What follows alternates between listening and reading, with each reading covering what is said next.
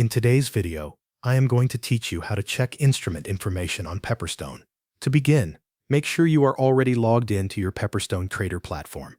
Once you are on the main trading screen, look to the Watch Lists panel. This is where your available trading instruments are listed. Find the specific instrument that you want to review. After you locate the instrument, move your cursor over it and right-click. This will open a context menu with several options related to that symbol. From that menu, select Symbol window. As soon as you do this, the platform will begin opening the symbol information window for that instrument. Give the window a moment to load completely. Once it appears, you will be able to view key details about the selected instrument.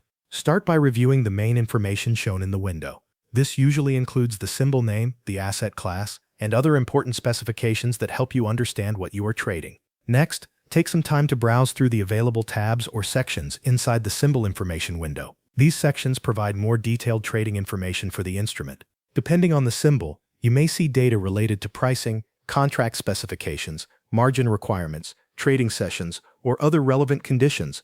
Read through each section carefully so you can understand the trading setup and platform details for that instrument. As you continue reviewing the information, pay close attention to the trading conditions displayed. This is an important part of the symbol information because it helps you understand how the instrument behaves in the market and how it can be traded on the platform.